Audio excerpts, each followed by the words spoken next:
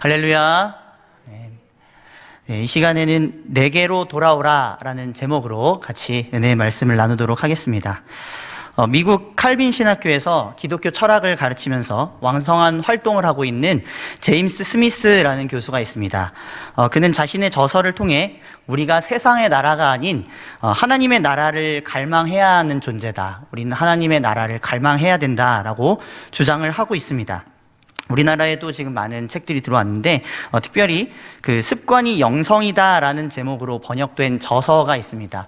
이 책의 영어 원제는 조금 독특합니다. 우리말로는 습관을 강조하기 위해서 이 습관이 영성이다라는 제목을 쓴 것 같은데 원 제목은 영어로 You are what you love입니다.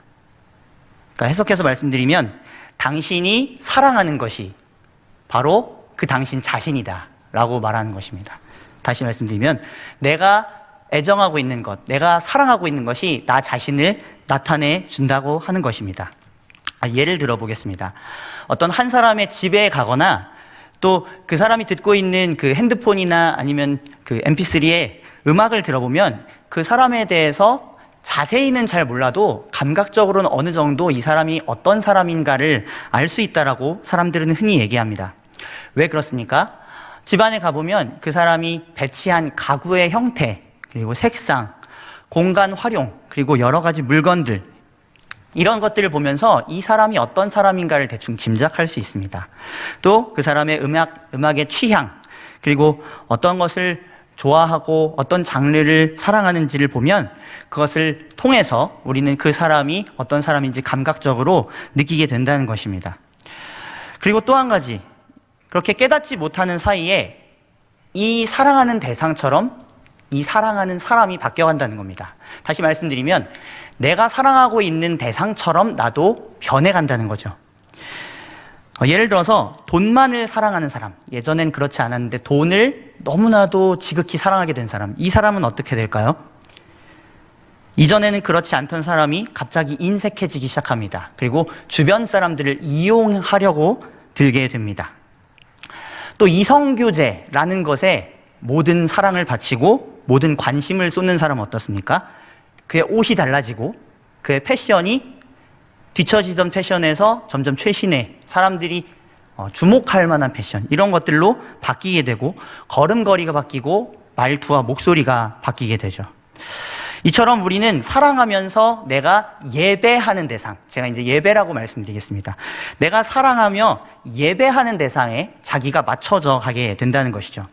돈을 예배하는 사람은 인색하고 구두쇠가 되는 것이고, 이성을 예배하는 사람은 연애 중독자가 되는 것이죠.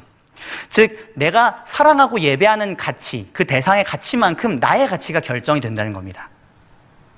다시 말씀드리겠습니다. 내가 사랑하고 예배하는 그 대상의 가치만큼 내 자신이 그렇게 변해가기 때문에 그만큼 내가 형성된다는 거죠. 자, 그러면 질문을 드려보겠습니다. 우리가 이 세상에서 사랑하면서 예배하는 대상 중에 우리 가치를 가장 크게 만들 수 있는 예배의 대상, 사랑의 대상은 무엇이 있을까요? 세상 사람들은 그것을 평화, 어떤 자유, 이런 가치로 얘기할 수 있습니다. 그런데 우리는 성경을 통해 분명히 알고 있습니다. 이 세상을 창조하신 하나님이 우리가 가장 사랑하고 가장 크게 예배할 수 있으며 그분을 예배할 때 우리가 가장 가치가 커진다는 것을 말입니다. 믿으십니까? 우리는 하나님을 예배할 때 이 세상에서 어떤 것을 사랑하고 예배하는 것보다 가장 가치 있는 존재가 될 수 있다는 것이죠. 왜냐? 하나님은 성경에서 말씀하시는 것처럼 무한히 크시고 위대하시며 선하시고 공의로우시고 사랑과 자비가 무한히 넘치는 분이시기 때문입니다. 그래서 그런 분을 우리가 사랑하고 예배한다면 우리는 그런 분의 성품과 그 존재를 닮아갈 수밖에 없다는 것입니다. 그러기에 우리는 바르게 예배하면서 그분을 누리는 그런 예배를 경험해야 합니다. 그리고 하나님께서는 이것을 위해서 우리에게 명령하신 한 계명이 있는데 이 계명을 우리가 오늘 이러한 마음으로 이해했으면 좋겠습니다. 바로 무엇이냐면 마음과 뜻과 힘을 다하여 주 너의 하나님을 사랑하라 라는 계명입니다. 이 계명은 내 모든 것을 나에게 다 바쳐라, 나는 너에게 아무것도 주지 않겠다라는 계명이 아니라 하나님께서는 이것을 우리에게 말씀하시는 것이죠. 네가 나를 그렇게 사랑한다면 너는 그렇게 사랑하는 나를 닮아갈 수 있고 네가 이 땅에 창조된 목적과 그 모든 생명을 풍성하게 누릴 수 있다. 바로 하나님께서 이것을 위해서 우리에게 이 계명을 주셨다는 것입니다. 그래서 우리에게 이 계명은 무거운 짐이 아니라 오히려 하나님을 누릴 수 있는 사랑의 초청이죠. 자, 예를 들어서 왕자로 태어났는데 거지로 대접을 받고 있습니다. 흙을 파먹고 자기의 인생에 대해서 푸념을 하면서 지냅니다. 자, 그런 사람에게 어떻게 이야기해 줘야겠습니까? 너는 왕자라고, 너를 사랑하고 대접해 줄 왕이 너의 아버지라고 그렇게 말해 줘야 되지 않겠습니까? 너무나도 좋은 왕이 너의 왕이다. 너의 왕은 악한 왕이 아니고 내가 언제든지 그에게 나아온다면 그는 너를 사랑해주고 보살펴주고 챙겨줄 사람이다. 그렇게 이야기해줘야 되지 않겠습니까? 하나님께서 유다 백성에게 오늘 말씀하시는 말씀이 바로 그러한 말씀입니다. 하나님께서는 그들을 사랑하시기에 그들에게 참 자유를 주시기 위해 그들에게 참 가치의 극대화가 일어나는 것을 위해서 그들이 참 행복을 이 땅에서 누릴 수 있게 하시기 위해서 죄를 돌이켜 나에게로 나아오라. 그리고 나만을 사랑해라 라고 말씀하신 것입니다. 그리고 나를 제대로 예배해라 라고 말씀하시는 것이죠. 자, 우리 본문 6절, 7절 앞부분까지를 우리 화면을 보면서 같이 읽어보도록 하겠습니다. 함께 읽겠습니다. 나 여호와는 변하지 아니하나니 그러므로 야곱의 자손들아 너희가 소멸되지 아니하느니라. 만군의 여호와가 이르노라. 너희 조상들의 날로부터 너희가 나의 규례를 떠나 지키지 아니하였도다. 그런즉 내게로 돌아오라. 그리하면 나도 너희에게로 돌아가리라 하였더니. 아멘. 하나님께서 6절에서 어떤 분이라고 말씀하고 있습니까? 신실하고 변함이 없으신 분이라고 말씀하고 있죠. 그리고 우리가 성경을 통해 알 수 있는 것처럼 하나님께서는 동시에 선하시고 자비로우신 하나님이십니다. 그래서 그 하나님께서는 이 야곱의 자손, 이 야곱은 속이는 자라는 이름 아닙니까? 하나님을 매번 배역하여 떠나고 하나님을 속이면서 떠나는 그 자손들을 하나님께서는 어떻게 하셨습니까? 변치 않으시고 자기 약속대로 끝까지 지키셨죠. 마치 자녀는 부모를 사랑하겠다는 결단이 때로는 너무나도 쉽게 흔들리지 않습니까? 내가 이제부터 어머니 잘 효도하겠습니다 라고 해도 금방 불효를 저지르는 게 자녀이기도 한데, 그러나 부모님은 어떻습니까? 자녀가 그럴지라도 바로 내팽개 쳐버리지 않고 잠시 분노할 수는 있지만 그래도 계속 끝까지 그 자녀를 챙기고 먹이면서 그가 생명을 유지할 수 있도록, 그가 생명을 증진할 수 있도록 모든 것을 하지 않습니까? 하나님께서는 그렇게 이스라엘 백성을 품으셨다라고 그 사랑의 선언을 하시는 것입니다. 이것을 통해 기대되는 건 무엇입니까? 이스라엘 백성들이 아무리 잘못했더라도 하나님께 지금이라도 돌아오면 하나님께서는 다시 그들을 일으키신다는 것. 우리는 오늘 이 말씀을 기억해야 될 줄로 믿습니다. 중요한 것은 사랑이 변한 이스라엘에게 있었죠. 변한 것은 하나님이 아니었습니다. 이스라엘이었습니다. 그들은 조상 때부터 하나님의 규칙과 율례를 지키지 않았다고 하나님은 그들을 고발하십니다. 이스라엘은 하나님을 사랑하겠다는 맹세를 저버리고 끊임없이 다른 신들 그리고 다른 문화, 다른 민족의 문화들을 사랑했습니다. 그들의 사랑과 예배의 대상은 오직 하나님이 아니라 우상들이었죠. 우상들을 하나님 자리에 함께 둔 것입니다. 하나님을 찾지 않은 것은 아닌데 하나님께서 경멸히 여기시는 우상들을 하나님과 동등한 위치에 둠으로써 하나님을 진노하시게 만들었죠. 자, 그러니 하나님께서 이렇게 형식적으로 예배드리는 이들에게 복을 주시면 되겠습니까? 안 되겠습니까? 주시면 그것이 하나님 스스로에게 큰 모욕이지 않겠습니까? 자, 예를 들어서 불륜녀에게 마음이 팔려버린 남편을 아내가 덜컥 받아주면서 괜찮아, 얼마든지 그래도 돼 하면서 나는 그래도 널 사랑할 거야 라고 한다면, 자, 그게 옳아 보입니까? 그렇지 않죠. 이 사람을 먼저 바로 고치는 작업이 선행되어야 되지 않겠습니까? 자, 이러한 상황에서 하나님께서는 이스라엘 백성들을 용서하시면서 이렇게 말씀하시는 것 같습니다. 내게로 돌아오라. 그리하면 나도 너희에게로 돌아가리라. 같습니다가 아니라, 맞죠? 이렇게 말씀하시죠. 내게로 돌아오라. 그리하면 나도 너희에게로 돌아가리라. 그러니까 지금이라도 배역했을지라도, 불륜을 저질렀을지라도, 반역했을지라도 돌아오면 복을 주겠다라는 말씀이죠. 이것은 아까 앞의 예에 불륜을 저지른 남편에게 아내가 지금이라도 내게 그 알려진 더러운 관계 나에게 제대로 용서를 비십시오. 청산하십시오. 그러면 나도 용서하고 받아줄게요. 지금 이렇게 말하는 것과 같은 것입니다. 하나님께서는 이렇게 잘못을 제대로 회개할 수 있도록 기회를 베풀어 주셨습니다. 그런데 이런 가운데서도 이스라엘 백성들은 목을 꼿꼿이 세우고 다음과 같이 말합니다. 7절 후반절입니다. 함께 읽겠습니다. 너희가 이르기를 아멘. 자, 이 말을 다르게 표현해서 의미를 넓게 우리가 생각을 해보면 좋겠습니다. 제가 문맥을 조금 더 확장해서 이렇게 한번 말씀드려보겠습니다. 우리가 무엇을 잘못한 것입니까? 무엇을 회개하라는 말입니까? 예배를 드리라고 하셔서 예배 다 드렸는데 무엇이 잘못입니까? 그런데도 불구하고 우리가 소득도 없고 재앙이 계속 가득한 이 땅에 살고 있는데 이 속에서 바르게 사는 것이 무슨 의미가 있습니까? 죄에서 돌이키라는 것이 도대체 무슨 의미가 있습니까? 그냥 저 악한 사람들이 점점 더 잘 되는 것처럼 내 자신을 위해서 사는 것이 제일 좋은 것 아닙니까? 지금 이렇게 변명하고 있는 그런 어조이죠. 본문이 속한 말라기에서 자주 등장하는 단어 중에 하나가 바로 슈브라는 단어입니다. 이 슈브라는 단어는 돌아가다, 돌아오다라는 단어입니다. 오늘 본문의 주제와도 같죠. 그만큼 이 말라기에서는 돌아옴, 회개에 대해서 많이 언급하고 있습니다. 하나님께서 백성들에게 원하시는 것이 바로 회개라는 것을 알려주고 있다는 것이죠. 뿐만 아니라 학개서, 이 스가랴서, 말라기서 이 세 개의 모든 서신의 전반에서 중심 주제어가 슈브, 즉 돌아오라라는 뜻입니다. 이 말인즉슨 이 스가랴, 학개, 말라기 이 선지자들을 통해서 하나님께서 끊임없이 돌아오라고 얘기하셔도 그들이 잘 듣지 않았기 때문에 선지자들은 계속해서 돌아와야 된다, 돌아와야 된다라고 외칠 수밖에 없었던 그런 상황이었다는 것입니다. 자, 그들의 그런 상태를 보여주는 한 구절이 있습니다. 우리 말라기 3장 14절에서 15절 말씀을 같이 읽어보도록 하겠습니다. 함께 읽겠습니다. 이는 너희가 말하기를 하나님을 섬기는 것이 헛되니 만군의 여호와 앞에서 그 명령을 지키며 슬프게 행하는 것이 무엇이 유익하리요? 지금 우리는 교만한 자가 복되다 하며 악을 행하는 자가 번성하며 하나님을 시험하는 자가 화를 면한다 하노라 함이니라. 자, 이 말씀처럼 그들은 전부 책임을 하나님께 돌렸습니다.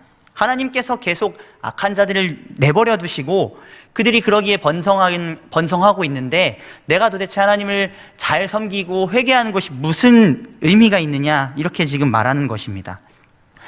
그런데 일리가 있는 것은 사실 그들이 포로에서 돌아와서 이 고국에서 다시 이제 성전을 건축하고 하나님을 찾는 공동체로서 만들어지려고 할 때 그들은 사회적이고 경제적인 어려움을 겪어야 했습니다. 여전히 강대국들은 그 강한 횡포를 휘두르면서 이스라엘을 강하게 압제하고 있었고 주변의 민족들이 그들이 성전을 지을 때도 그렇고 그들이 공동체를 일구어 나갈 때 계속해서 회방했습니다. 심지어는 내부적으로도 그들의 지도자들이 자기의 이속만을 챙기려 하고 공동체를 돌아보지 않는 모습도 있었습니다. 그런데다가 성전을 완공하고 나서 이제 하나님의 영광의 시대가 임하고 이스라엘의 복이 넘쳐날 것 같은 그런 희망이 있었는데 성전을 건축했는데도 그러한 것이 보이지 않아 보였습니다. 그리고 약속하신 메시아도 오시지 않는 것처럼 보였습니다.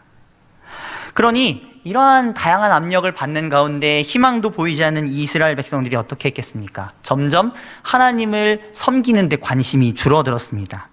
현실에 골몰하기 시작했습니다. 교회를 말씀과 예배 가운데 세우기는커녕 차츰 공동체가 깨어져 가고 있었다는 것입니다. 누수가 되는 곳이 많아졌죠. 학개서는 이러한 그들의 태도가 지금 현재 당하고 있는 저주의 원인이라고 진단을 합니다. 우리 학개 1장 4절에서 6절 말씀을 제가 읽어드리겠습니다. 이 성전이 황폐하였거늘 너희가 이때에 판벽한 집에 거주하는 것이 옳으냐? 그러므로 이제 만군의 여호와가 이같이 말하노니 너희는 너희의 행위를 살필지니라. 너희가 많이 뿌릴지라도 수확이 적으며 먹을지라도 배부르지 못하며 마실지라도 흡족하지 못하며 입어도 따뜻하지 못하며 일꾼이 삭슬받아도 그것을 구멍 뚫어진 전대에 넣음이 되느니라. 자, 이 말씀처럼 그들은 성전, 그리고 성전에서 드리는 예배를 방치하였습니다. 바쁘게 생업을 위해서 살아가는 데만 애썼죠. 그러면서 하나님께서 자기 백성들을 왜 돌아보시지 않느냐고 저주하신다고 빈정거렸습니다. 그런데 이 말씀을 통해서 비춰보면 어떻습니까? 이것은 당연한 것이었습니다. 그들은 그들의 잘못을 알지 못하고 하나님의 잘못으로만 돌렸지만 사실 하나님이 변하신 게 아니라 변해버린 그들의 태도가 문제에 있었죠. 이 본문을 연구했던 앨런 로스라는 구약학자는 자신의 주석에서 이렇게 말합니다. 화면을 보시면서 같이 살펴보시면 좋겠습니다.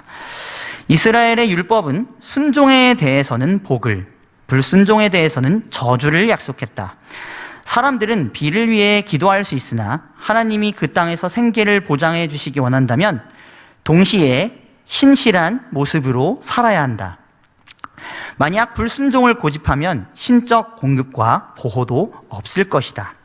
여기서부터 잘 보시면 만약 배우자와 이혼하고 이방인과 결혼했으며 말씀을 제대로 가르치지 않고 예배를 무시하며 가난한 자를 멸시한다면 11조를 바쳐도 복이 임하지 않을 것이다. 자, 지금 제가 강조했던 이 마지막 부분은 사실상 지금 말라기 1장에서 이 본문에 오기까지 말라기 선지자가 이스라엘 백성들을, 그러니까 하나님께서 이 백성들을 고발하신 내용이었습니다. 그렇죠? 그들의 모습은 이방인과의 결혼, 그리고 제사장들이 예배를 무시하는 것, 그리고 가난한 자들을 멸시하는 현상들이 일어나지 않았습니까? 이런 그들의 삶에서 하나님께서 11조를 드린다고 해서 그 예물만을 받으시고 복을 주실 수 있었냐는 거죠. 그렇기 때문에 이들은 예배의 정의와 삶의 정의를 먼저 세울 필요가 있었습니다. 하나님께서는 바로 그것을 요구하신 것입니다. 하나님께서는 이제 한 번 더 그들을 설득하시면서 그들의 문제를 정확하게 밝혀주십니다. 우리 8절, 9절 말씀 같이 읽도록 하겠습니다. 읽겠습니다. 사람이 어찌 하나님의 것을 도둑질하겠느냐?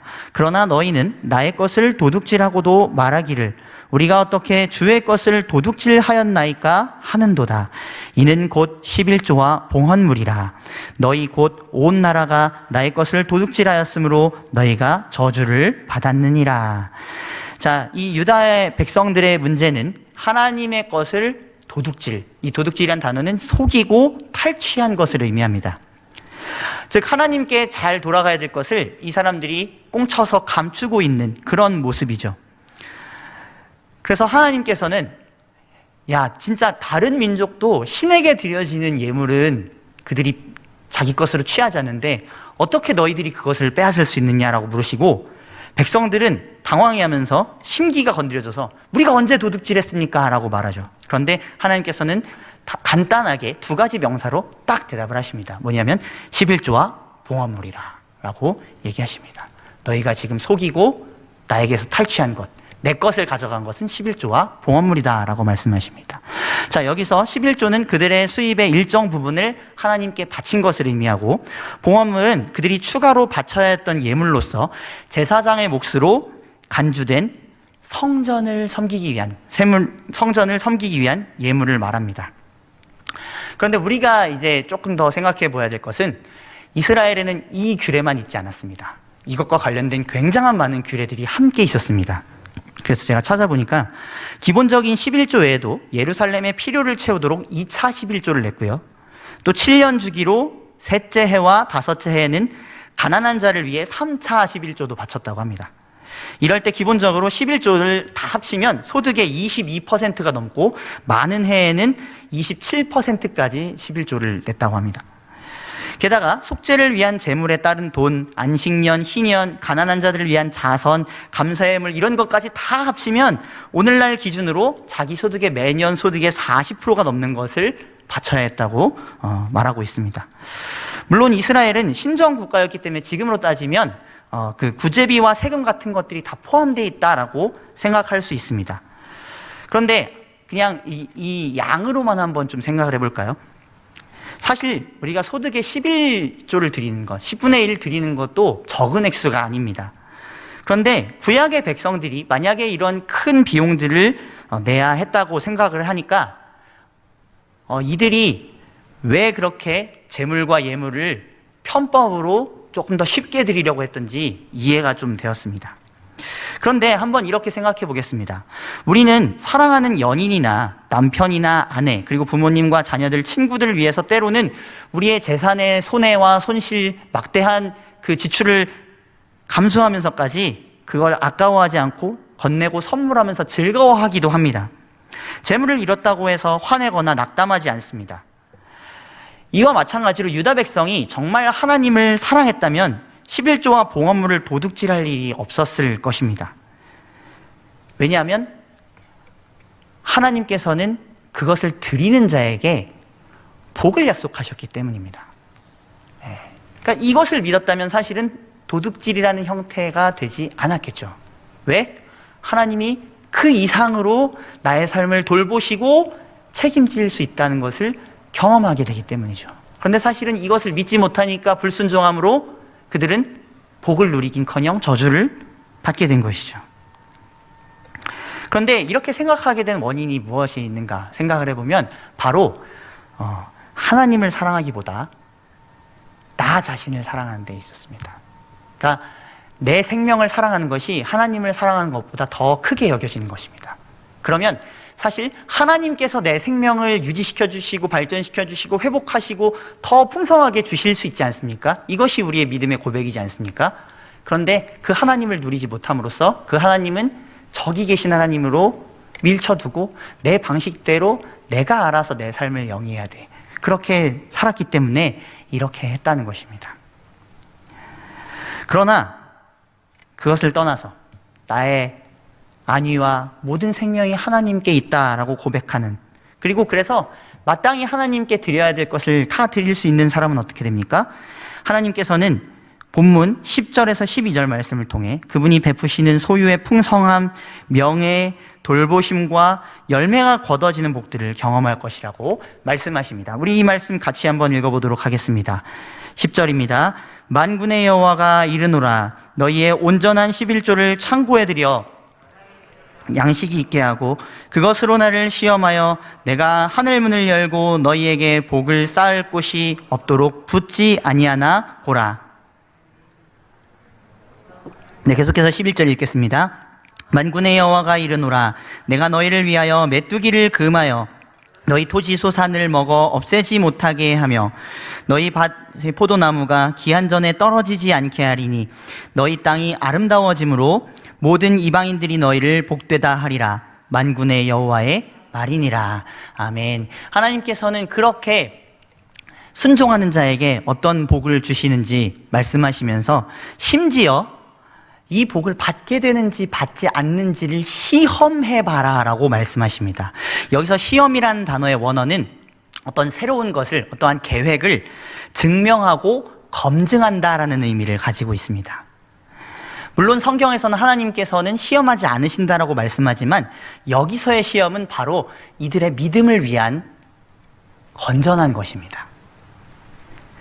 내가 이렇게까지 너희에게 약속한다. 그리고 그 약속을 검증해봐라. 이 약속이 맞는지 아닌지 너희가 누려봐라. 확인해봐라. 너희는 반드시 내가 선함을 알게 될 것이다. 지금 이렇게 말씀하시면서 나를 사랑하면 너희들이 그런 것을 누릴 텐데 너희 자신을 사랑하고 너희의 우상들을 사랑하기 때문에 그것을 누리지 못하니 거기서 나와 나의 참 사랑의 자유로 와라.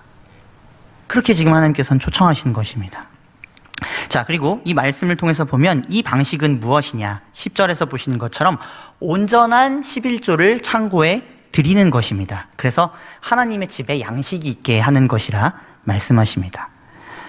이것은 조금 더 포괄적으로 이해하면 이 당시 이 성전에 드려져야 될 예물을 통해서 누가 이 성전에서 봉사할 수 있었냐면 제사장과 레위인들이 봉사할 수 있었습니다.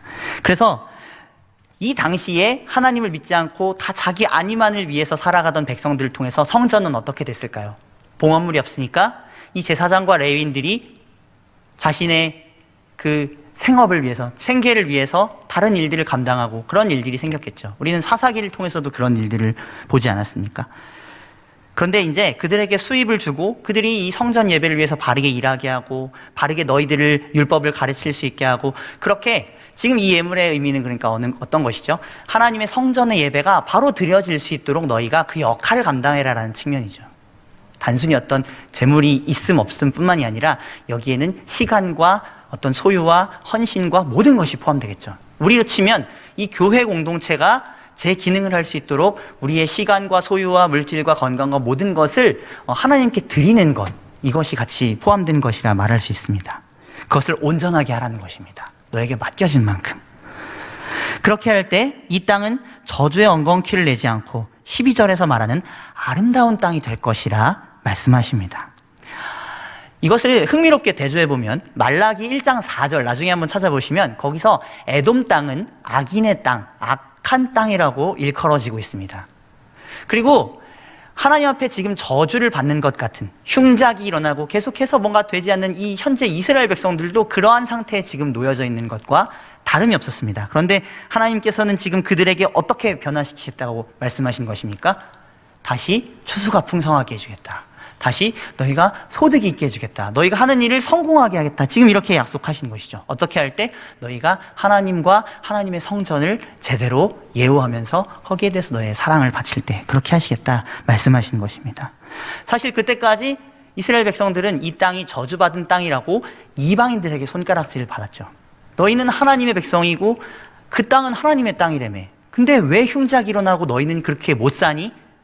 그런데 하나님께서 이제 더 이상 그렇게 두지 않으시겠다고 말씀하시는 것입니다. 하나님께서 하늘의 문을 열어 복을 부어주시겠다고 10절을 통해 약속하십니다. 여기서 이 10절의 원어 의미를 살펴보면 하늘의 홍수의 문을 연다는 뜻이 함께 담겨 있습니다. 하늘의 홍수의 문. 그러니까 비가 내리는데 조금 내리는 게 아니라 진짜 풍성한 수확을 거둘 수 있도록 하나님께서 홍수 같은 것을 내릴 수도 있다고 하시는 겁니다. 즉 풍성한 수확을 주시겠다는 것입니다. 그리고 11절에서는 또 무엇을 말합니까? 메뚜기와 같은 해충. 여기서 이제 메뚜기라고 번역됐지만 이 원어적인 의미에서 조금 더 가까운 의미를 찾아보면 해충이라는 뜻이 또 있습니다. 해충이 들지 않아서 수확이 잘 되겠죠. 그러니까 비와 병풍해를 막는 그러한 것들을 통해서 하나님께서는 너희가 하는 모든 일, 농사뿐만이 아니겠죠. 사업이건 우리의 일이건 가정이건 관계건 우리가 손으로 붙잡는 우리가 살아가는 그 모든 영역에서 하나님을 사랑하고 하나님께 모두 헌신돼서 드려지는 사람들은 하나님이 그 사람을 책임진다고 지금 이렇게 말씀하시는 것입니다. 이것은 신명기 28장 12절의 성취입니다. 우리 이 감격적인 말씀을 같이 또 읽어보도록 하겠습니다. 우리 함께 또박또박 하나님께서 이러한 복을 우리에게 주시기 원합니다 하는 마음으로 읽어보도록 하겠습니다. 시작. 여호와께서 너를 위하여 하늘의 아름다운 보고를 여시사 내 땅에 때를 따라 비를 내리시고 내 손으로 하는 모든 일에 복을 주시리니 내가 많은 민족에게 꾸어줄지라도 너는 꾸지 아니할 것이요. 할렐루야. 이러한 복이 우리에게 있으면 좋겠습니다. 이것을 신약시대 우리의 하나님의 자녀들의 삶에 적용해 볼까요? 하나님께서 사업과 농사, 직장과 일 가운데, 가정과 여러 관계들 가운데 형통과 행복으로 주신다는 약속으로 우리에게 적용할 수 있겠습니다. 다른 이들에게 오히려 그런 것들을 베풀 수 있는 복을 주시는 것, 저와 여러분들이 이러한 복을 꼭 주님 안에서 경험할 수 있으면 좋겠습니다. 지금의 우리 삶은 돌아보면 말라기 시대 이 유다 백성들의 삶처럼 곤궁하고 실패하고 농사가 망쳐지고 사업과 일들이 어려운 상황과 같습니다. 사람들의 신앙은 더 위축되고 교회로 모이기는 더 어려운 지금 이 현재 말라기 시대와 동일한 모습처럼 보입니다. 그런데 하나님께서 그런 우리가 계속해서 쪼들리길 원하실까요? 계속해서 교회가 위축되길 원하실까요? 아니, 오히려 반대로 하나님의 이 약속의 말씀에서 복을 찾고 누리기를 원하십니다. 그러기에 우리는 이 하나님의 사랑이 있음을 믿으면서 이 하나님께서 언제나 변함없이 우리를 사랑해 주셨다는 것을 믿으면서 우리도 하나님께 마땅히 올려드려야 될 사랑을 올려드려야 될 줄로 믿습니다. 하나님을 있는 자리에서 존중하고 매 삶에 하나님의 은혜를 찾으면서 우리의 모든 삶의 목표를 하나님을 사랑하는 데 맞추고 하나님의 뜻을 이루는 데 맞춘다면 그런 우리의 가정, 그런 우리의 교회를 통해서 하나님께서 놀라운 은혜를 베푸실 줄로 믿습니다. 자, 그런데 이렇게 말씀드리면 사실 11조와 봉헌물을 잘 내면 복 받는다라는 논리와도 좀 다르지 않아 보입니다. 그 유다 백성들이 사실 그런 예물을 드렸었는데 말입니다. 그런데 그러면 우리가 신약 시대의 온전한 11조는 어떻게 적용해야 되는가? 이것을 한 번 더 생각해 보면 좋겠습니다. 그럼 신약 시대에 우리가 마땅히 하나님께 드려야 될 온전한 예물은 무엇인가? 온전한 11조와 봉헌물은 무엇인가? 바로 그리스도 안에서 그리스도를 통해 삶 전체로 드리는 예물입니다.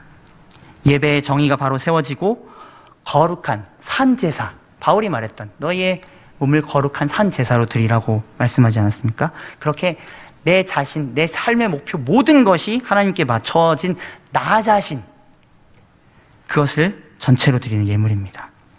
구약의 백성들은 매년 소득의 40%에 육박하는 예물을 통해서 그것을 증명해야 했다면 신약 백성들은 그런 기준이 있는 것은 아닙니다. 그러나 우리는 모든 것이 하나님께 속했다는 것을 그리스도 예수 안에서 더욱더 풍성히 아는 사람들입니다. 우리의 구원의 크기가 얼마나 큰지를 알죠. 왜냐하면 그 사람들은 그 행위를 통해서 어떻게 보면 증명해야 되는 것도 있었지만 우리는 그리스도를 믿음으로써 그 모든 복을 다 받습니다. 우리가 행한 것이 없을지라도 그리스도께서 이미 의인으로서 온전하게 순종하시고 또 우리를 위해서 의와 생명을 쟁취하심으로써 우리가 그 그리스도를 믿고 의지할 때 이미 그 모든 복이 그리스도 안에 있다는 것이죠. 저와 여러분들에게 말입니다. 그리고 그것을 선포한 것이 바로 복음이죠. 너희가 그 복 되신 하나님, 그 모든 것의 근원 되신 하나님을 누릴 수 있기 때문에 너희가 더 이상 건강 때문에, 재정 때문에, 너희 앞길 때문에, 너희의 관계 때문에 두려워하고 너희 자신을 위해서 뭔가 이걸 해야지만 그게 유지될까 걱정하면서 살 필요가 없다. 이것이 그리스도 안에서 우리에게 주신 복음의 복, 그 형통, 비결 아니겠습니까? 우리가 당장 가진 것은 없어도 나의 하나님 아버지께서 이미 그 모든 것을 가지고 계시고 그 하나님은 나를 돌보신 하나님이시기 때문에 내가 지금 당장은 뭔가 없지만 그러나 하나님은 내 갈 길 다 알고 계셔. 나에게 필요한 것 다 알고 계셔. 나에게 주실 것 이미 준비하셨어. 그럼 우리는 어떻습니까? 감사할 수밖에 없죠. 그리고 우리에게 가진 것도 기꺼이 하나님을 위해서 또 남 그리고 이웃을 위해서 교회를 위해서 드릴 수가 있겠죠. 사도 바울 또한 그렇게 교회가 행할 것을 명령하고 있습니다. 연보를 풍성하게 하면서 구제를 더 많이 해라. 더 많이 구제해도 된다. 왜? 너희가 그리스도께서 부요하셨는데 가난하게 되심으로써 그 그리스도의 가난함을 통해 너희가 부요케 되었으니까. 너희는 지금 현재는 재산으로는 가난한 자일 수 있으나 너희의 존재로는 부요한 자다. 너희가 필요하다면, 너희가 기도한다면 하나님께서 필요한 예물을 주시지 않겠느냐. 교회가 함께 합심하여 기도하여 선한 일을 추구하고자 한다면 하나님께서 그 일을 행하기 위한 비용 주시지 않겠느냐. 그래서 사도 바울은 구제를 강조하면서 헌금과 예물을 드릴 때도 각각 마음에 정한 대로 즐거이, 이게 가장 중요한 말이겠죠. 즐거이 하나님께 예물을 드리라. 받은 구원의 깊이만큼, 누리는 그 삶의 넓이만큼. 하나님께서는 그리스도를 복의 근원이 되게 하셨고 그리스도께서는 우리를 사셨습니다. 그리고 우리의 소유권을 가지신 그분은 우리에게 풍성한 것으로 주십니다. 그분의 의와 생명, 복과 평강이 전부 다 믿음 안에서 우리 것으로 전가가 됩니다. 그러므로 우리는 이제 이 선물을 누리면서 내 것이 아니지, 이것을 하나님 필요하시다면 드려도 좋지, 그리고 그것을 드릴지라도 하나님은 내게 더 많은 것을 공급해 주실 수 있지, 그런 마음을 가지고 우리는 하나님께 우리 것을 드리기에 힘써야 할 것입니다. 그것이 바로 하나님께 우리가 올려드릴 수 있는 사랑이죠. 중요한 것이 바로 오늘 이 사랑입니다. 이 사랑이 없다면 사실은 그 헌금 그리고 내가 하는 헌신, 그 모든 것들이 무슨 필요가 있겠습니까? 유다 백성들도 그러했습니다. 그렇게 예배를 잘 드리는 내 자신이 중요하다고 생각했죠. 그러나 그들의 중심에는 하나님 자체, 하나님 그분을 사랑함이 없었기 때문에 하나님께서는 그것을 교정하도록 오늘 말씀하셨습니다. 오늘 예배를 통해 하나님께 나아가는 모든 여러분, 하나님을 사랑하십니까? 온 마음 다해 사랑하십니까? 마음과 뜻과 힘을 다해 사랑하십니까? 그 말을 하고 있는 저조차도 사실 자유롭진 않습니다. 그러나 그리스도 안에서 베푸신 하나님의 은혜를 우리는 매 예배 때마다 누려가고 더 알아갈 때 그 하나님께 더 많이 감사하며 더 많이 사랑을 드릴 수가 있습니다. 그러기에 이런 지금 마음이 하나님 앞에 바로 드려져 있는지를 우리가 점검해 봤으면 좋겠습니다. 예배의 횟수가 많아지는 것이 중요한 것은 아닐 것 같습니다. 내가 하고 있는 사역과 헌신의 개수가 중요한 것은 아닐 것 같습니다. 도리어 그것을 하고 있는 나의 마음이 지금 하나님 앞에 어떤 마음인가? 나 자신을 세우기 위해서 나 자신의 복을 위해서 내가 하나님을 사랑하거나 이웃들을 위해 헌신하는 것은 아닌가? 그것은 동기, 사랑이 나 자신을 위한 나를 사랑하고 나의 어떤 사랑한 것을 얻기 위한 그런 예배를 하고 있는 거겠죠. 그러나 하나님은 나 자신을 예배해라, 나 자신을 사랑해라 라고 요구하십니다. 그러기에 지금 현재 우리 마음 가운데 하나님을 향한 나의 마음, 첫사랑, 그리고 그 지금 이후로 계속 이어지는 나의 하나님을 향한 사랑이 지금 어느 정도인지 우리 스스로 오늘 이 예배를 통해서 점검해 볼 수 있으면 좋겠습니다. 이전보다 혹시 식지는 않았습니까? 이전보다 게을러지지는 않았습니까? 형식적이 되고 있는 내 모습을 발견하지는 않습니까? 그렇다면 지금 오늘 이때 우리는 하나님께서 말씀하시는 이 말씀을 귀 기울여 드려야 됩니다. 오늘 7절의 말씀처럼 내게로 돌아오라, 내게로 돌아오라. 그래서 오늘 이 내게로 돌아오라는 이 명령을 우리가 순종하기 위해서 이 말씀을 붙잡고 기도할 수 있으면 좋겠습니다. 예레미야 24장 7절입니다. 우리 함께 한 목소리로 읽어보겠습니다.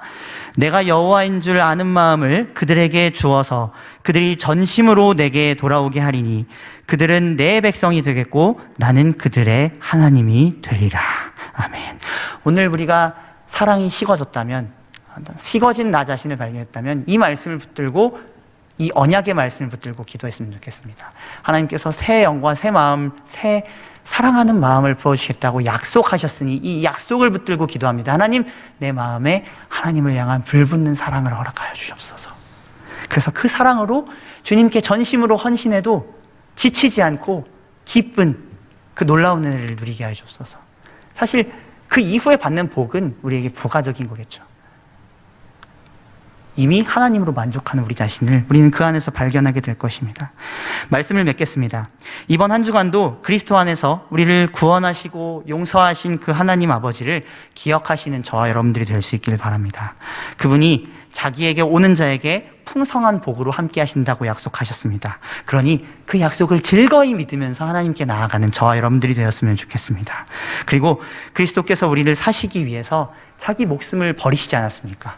그분은 대접받으실 분, 예배받으실 분인데 그분이 오히려 희생하시면서 우리에게 주셨지 않았습니까? 마찬가지로 우리도 누군가에게 또 혹시 하나님께도 드리는 것이 아까울 수도 있습니다. 그러나 우리 주 그리스도께서 가르치신 것처럼 우리는 그리스도 안에서 드리는 법, 드리고도 기쁜 법, 희생해도 넘치는 법을 배울 수가 있습니다. 그래서 그 그리스도 안에서 우리는 온전한 11조를 드릴 수가 있죠. 우리가 드리는 것이라기보다 그리스도 안에 있는 우리가 그리스도께서 드린 것으로 같이 복을 받는 그런 놀라운 은혜를 경험할 것입니다. 그래서 오늘도 그리고 이번 한 주도 주님께 돌이켜 이 사랑하는 마음을 주시기를 간절히 기도하면서 그리스도 안에서 내가 주님 앞에 헌신된 자가 되어 주님을 사랑하는 기쁨 누리기 원하고 주님을 예배하는 만큼 가치가 넘치는 가장 큰 가치를 가진 사람 되기 원합니다. 주님께서 나를 그렇게 인도하여 주옵소서. 기도하시고 그럴 때 하나님께서는 우리가 기도하지 않은 형통과 모든 건강과 여러 가지 하나님께서 이 말씀을 통해 약속하신 복은 알아서 주실 겁니다. 그런 믿음으로 오늘도 나아가시는 저와 여러분들 될 수 있기를 주님의 이름으로 축원을 드립니다.